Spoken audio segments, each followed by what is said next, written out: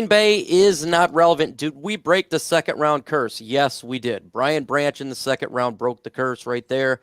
I don't know how in the hell this guy fell the second round, but it was the greatest thing of all time. That broke the curse right there. I can't tell you about the Laporta pick, but the Brian Branch pick broke the curse. That's what I'm going to go with. Yeah, if that doesn't work, Brian Branch, then we truly are cursed. Yeah, then we got to trade away every second round pick till the end of time. Yes. Dragon fan Mike, I think you should do another Sorgino appearance on week 1. Well, how about this? There's a great chance that every single away game I'll be at Soaring Eagle Casino now doing the live watch parties with Herman Moore. So you're probably going to get your wish. Just wait on that, though. Did you feel that we could not have drafted Gibbs and Campbell in the second round? No, from what I'm hearing is Gibbs would have been gone by 15. He would have been gone by 15. Yeah, there was rumors that the Jets, Patriots, even Miami were thinking about moving up to get him. So who knows, right? Mm-hmm. So no Gibbs there, and Campbell I don't think would have lasted to the Lions at 34. Right. I was thinking late first round for Campbell. Could you trade it out at 18, maybe go to like 22 or 23? Potentially you could have for sure, because I had a late first round grade on him. And, so at 18, I kind of get it. Hashtag Smash a Hole. Who did the worst in the NFL draft overall? What team did the worst in the NFL draft? Oof, that's a really good one. Vikings. You think the Vikings did? Okay. Okay. What do you think, Dan? I think that, yeah. I was going to go with Green Bay, but I'll go with Vikings. The Vikings reached Green Bay's draft. They've reached big on 2 cornerbacks, and they've struggled with cornerbacks in recent years. They've taken another backup quarterback. I thought they got more talent in their undrafted free agency class than their draft, which says how much talent they got in their draft. It was not much. What do you think, Mark? Yeah, it's the same. I thought they reached 2 as well. I'm going to say Minnesota. Yeah, I'm going to Minnesota for sure. Chicago took a lot of defensive tackles too. I thought they kept piling up on interior defensive tackles. I thought was a little bit weird, but they didn't have a bad draft. But it's got to be Minnesota. Best to say Philadelphia Eagles. That defensive line is absolutely scary, and I don't want to face it. I'll just say there. Man, Bear, Pig. Hey, Mike and friends, what's your thoughts on the backup quarterback situation as of now? Do you think Hooker Martinez can push Sudfeld out? Potentially, I think Martinez will be a practice squad guy, but Hooker's going to be on the team either way. So, great. Our quarterback situation's great. I'm happy with it. I have no worries now, and I think the rest of the whole team here would agree with that one for sure. Can I say something on that, though, Mike? Go ahead. I think they're still going to bring in Bridgewater. I think Bridgewater's coming to town. I really do, because I don't think I have a feeling that they'll probably put Hooker on the pup. And I don't think he'll be ready. He just started throwing literally 2 days or a day prior to the draft, doing dropbacks and stuff like that. So I don't think he's going to be ready, man. So I expect Bridgewater to be coming to town very shortly. Just my opinion. But on the flip side, I think if Hooker is ready to go, or is at least to a backup capacity, Martinez can push Sudfeld out, because what you want from QB3, scout teams, things like that. Martinez is a bona fide dual threat quarterback. His throwing ain't as great, but if you want a guy on there, Sudfeld ain't going to do that for you. Martinez gives us more of what we need in a quarterback 3 than Sudfeld does. So if Hooker supplants QB2, then Sudfeld's a goner. Yeah, Sudfeld, he's got no chance. I think Hooker's going to be the backup come opening day. Hope so. I hope so. Crazy Jeff, hashtag Detroit runs a base 4-2-5. What do you think the linebacker and the secondary starters? The secondary, I think it's going to be mixed up. Throw in Branch in there, potentially get a lot of time in the slot as well. But they have a lot of names, so I couldn't tell you what's going to happen back there. I think you'll see Jack Campbell and Alex Anzalone quite a bit, and then you'll see Malcolm Rodriguez situationally. I think that's kind of what I'm going to go with. What do you think, Mark? I think it's good. I think it's going to be like a little rotation there. Yeah, for sure. So, we're going to see Anzalone. We're going to see Rodriguez. Campbell's going to get in the mix. Barnes is probably going to be the odd man out. Yeah. He's got a lot of work to do, Derek Barnes. He better have improved over the offseason, man. Hopefully, I always thought he was a developing linebacker anyways, but I see Jack Campbell, Rodriguez, and Anzalone just rotating in and out, man. Derek Biddleman, do you think it was a mistake to trade Swift to Philly? Why not trade him to the AFC team?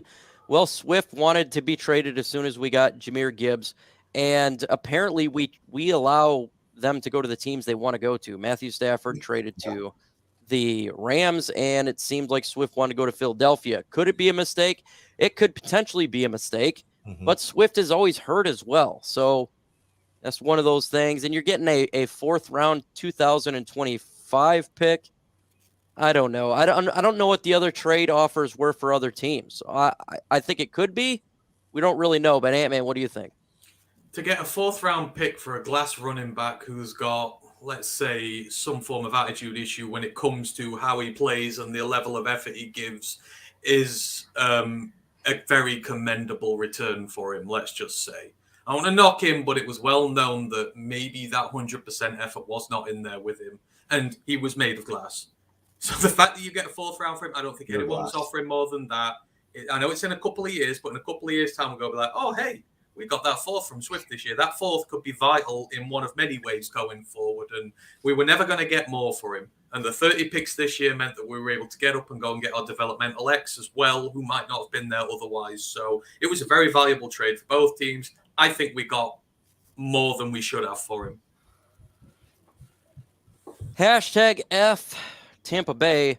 Mike, do you think the Detroit Lions are the biggest threat to the Philadelphia Eagles in the NFC? I think the Lions, 49ers, and Cowboys are real teams in the NFC that can make legit noise. I still go with the 49ers just because, I mean, they showed it last year and they got such a great defense that I think the 49ers are probably the best, but you can put the Lions in there. Still 49ers. What do you think, Mark? Yeah, I think the 49ers are going to be that team. Philadelphia is going to be tough. They had a really good draft as well. I think we're going to be in that mix, though. I'm still calling we're winning the North, and hopefully we can win a playoff game or two. But I still think we're a year away from really, really being contenders. But I do like our chances. We won't go away, that's for sure. We're not going to be that team that's going to get bopped around by the Eagles or anything like that. It'll be a fight to the finish, even if we have to play the 49ers or something like that too. But those two teams are really, really tough. What do you think about that there, Dan the Man? Who is the team to beat? You know, I think the 49ers, for all the success they've had the last few years, they are starting to show some signs of age at different spots. Purdy's injury is going to have to really heal up for them to be effective because unlike the last few years where they've had sound backup quarterback play, they're looking to be significantly different this upcoming year. It's Phillies to win or lose, but I like the way we match up with them. I think we've improved exponentially, and we've got a lot of salary cap space still left, so I wouldn't be surprised before training camp we make some moves. Make sure you hit that like button. Let's get to 100 likes, folks. We got 254 in the building. Smash that like button. Let's get to 100. We will do an ultra combo if that does occur. And I would love to do it right meow. Who is going to be the toughest game for the Lions this year from Devin Davis? I'm going to go Kansas City Chiefs. They won the Super Bowl. They are going to be a difficult team to face. It's going to be difficult to go to Arrowhead where it's all red over there. I think that's going to be the hardest game, and it's going to be fun to watch. Hopefully Jared Goff can repeat what he did last time he played the Kansas City Chiefs. Mark, what do you think? Yeah, man, like Super Bowl champions, man, like Patrick Mahomes and the Kansas City Chiefs. That's going to be the toughest game. They're the best team in the world. They don't look like they've slowed down at all.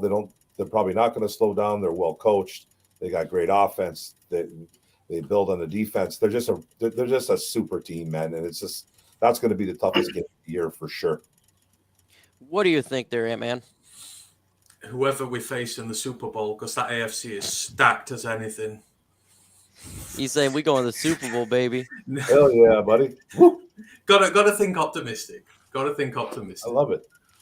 I just want to win the NFC North. Just win the NFC North, and then we can talk the next game right there because we've never done it yet. 9 drinks, my man says, so wrong. We should have waited till week 7 to get away more for Swift then. Well, Swift, he wanted to trade. As soon as we did Jahmyr Gibbs, he has to be traded. So when you ask to be traded, I don't want a guy to be here. I don't. Yeah. Do you want to have a guy who just asked to be traded? Personally, I don't. What do you think about that one, Ant-Man? Because you're about to speak. No, I mean, no. He's not going to get more value, though, is he? David Montgomery's here now, and Montgomery's going to be lead back, and he's not going to be playing major snaps. And let's say we did theoretically not take Jameer Gibbs, and we were going to try and trade Swift away at the deadline. I mean, then what? You're going to go to the end of the season and potentially the playoffs with just Monty and some backup behind him? It's not smart planning for your team. Swift is gone regardless, whether we liked it or not. And this year, we're going to be buyers at the deadline, not sellers. Let's not forget this. We are a good team now who is probably going to be going towards the playoffs, who is going to need to pick up players. I think we're just used to being sellers at the deadline. We are not a selling at the deadline team anymore, folks. We are a team who is going to keep attracting players. We're going to get better players, and when there's players on the chop block while we're doing well next season, they're going to want to come to Detroit. So we're going to be buying. So get your running back room depth stacked. We are 3-4 years. We have stability at the running back position now, and we can go out and get players elsewhere. I want to know in the comment section, you guys' win-loss record. Throw that in the comment section, spam it. Because we got a question here from Liam Gaddy. He says, hashtag, I got the Lions at 13-4 this year. What do you guys think? Dan, what is your win-loss total for the Lions this year? I got 12 wins for them next year. I mean, it's still a very young, developing team. While we got a ton of potential, we ended last year with a lot of momentum. They're still going to have to learn how to handle different situations and pressure, adversity. So we'll probably drop one that we thought they shouldn't. They'll also probably win one we thought they shouldn't. So I'm going to go with 12 wins. What do you got, Mark? Yeah, there was a couple games this year that we should have won, guys. We should have been in double digits. So I'm going to go with 12-5, just like Dano, man. I think this team is on its way. You know, I still feel that we're a year away, but we're on its way to at least win the North this year and make some noise in the playoffs, man. And, you know, let's go. 12 wins, man. I haven't said that in a long time, and I feel comfortable this year saying it. Ant-Man. See, this is a cop-out, but I need to wait until the schedule's released. I do, because our road schedule is rotten. If you start with at Chiefs, at Ravens, at Chargers, like in your first 6 weeks, and they load the schedule down on you and you lose a few, this is a confidence-based team. And if you're getting that hard end of the schedule and you start the season 1-3, 1-4, because the hard things come first, it could go south very quickly. But if we get a nice opening and we can work our way up to those tough games, I think we could go up to like 12, 13 wins if we wanted to. But for me, I've got to wait and see the schedule first. I got the Lions getting 11 wins. I got 11 wins right now. I think that's doable. 9 wins last year. I think they can up it up to 11 this year. We got Phil Phelps says, hashtag FGB, how much cap space do we have? Right now it's 26.5 million. Subtract 13 from that. So it's more like 13.5 because we do got to pay the rookies whom we have drafted. So we still got cap space. It's amazing. And just like Ant-Man said, we'll probably be buyers the trade deadline. And who knows, maybe they go ahead and sign a couple players here before the season starts. Hashtag Rogrito, was the last year's training camp darling? What late round undrafted rookie this year do you think will make a splash? What do you got, Dan, for the Lions undrafted darlings? Martin, I think he's going to make a big impression on a lot of people. With that being said, I think he's going to have limited snaps his rookie year. He's got to go through a lot of weight training and things to get up to an NFL level. But I think we're going to be relying on him and 9 to maybe 18 snaps a game, unless he really supersedes that. But this kid's got some potential. There's a reason why they gave up the draft picks to move up and get him. There's a reason why you saw teams trade back once the Lions did get him. I think this kid, he might not be a starter, but I think by the end of the year, everybody's going to know who he is. Perfect.